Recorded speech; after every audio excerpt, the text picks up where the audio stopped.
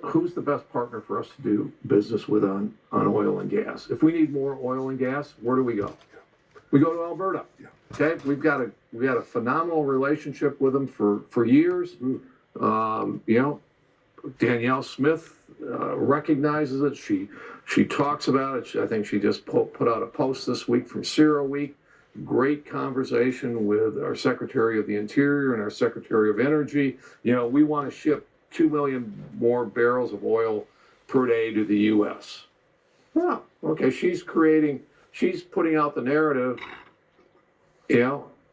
America's been a very reliable and positive partner for Alberta, and we think that's a great relationship, and we should continue that relationship and grow it. It's a very interesting approach to the Trump administration. Here's why we're really, really good and why you should consider us moving forward. That's from our perspective, that's a pretty good approach to our trade team and to the president. I should tell you, she's being called a traitor for having that kind of a constructive rapport with the U.S. A lot of authoritative pundits and even other politicians have said, by not pricking back at President Trump, by trying to be constructive, she has sold the country out. What would you say to them? They can say whatever they want. My view on this is Danielle Smith is standing up for her constituents. She's going to bring more wealth, more jobs, and more prosperity to Alberta. And I think when you bring jobs and prosperity and wealth to Alberta, I think they're what we would call a donor province. They send more money to Ottawa than what they get back. Okay, so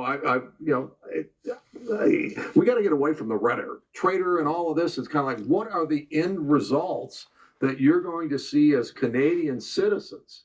Okay, and what Danielle Smith is doing is, because at the same CERA meeting that she was at down in Houston, there was somebody else pitching oil. Let me guess, the Venezuelans? The current president of Venezuela was there. That's our competitor, isn't it? Well, it was. To get heavy oil to those Texas refineries, it's either coming from Venezuela or Canada.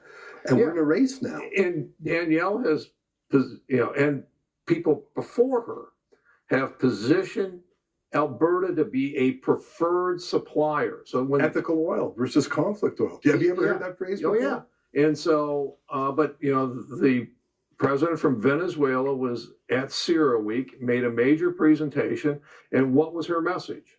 I don't know. Very simple.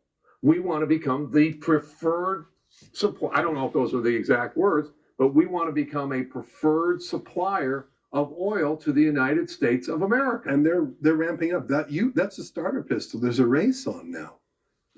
But it's a race that, because of your history and our history together and the infrastructure together, that Canada would be poised to win. Okay, same thing with autos. All right.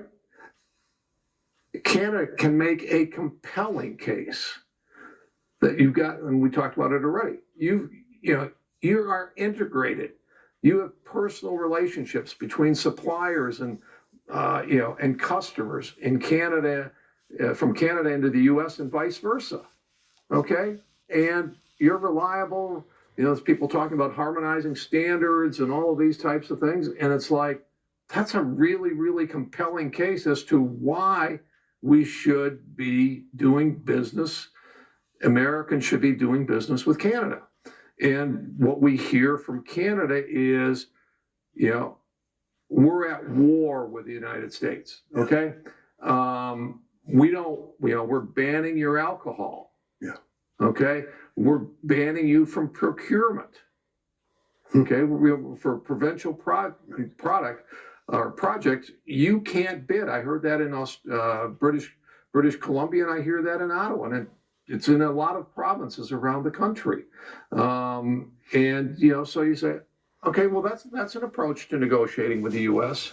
That's become the brand of the governing Liberal Party, in my view. I'm a critic of theirs, but I think they actually talk up anti-Americanism I think they find They're- vote rich. There is a reason why, where we are in the polls. Sure, some people don't like Donald And Trump, but it's you mean America Americans, in the yeah, eyes of Canadians. Okay. in the eyes of Canadians. But and don't travel to the U.S. and all these kinds of things. And it's like, okay, that's an approach you can take.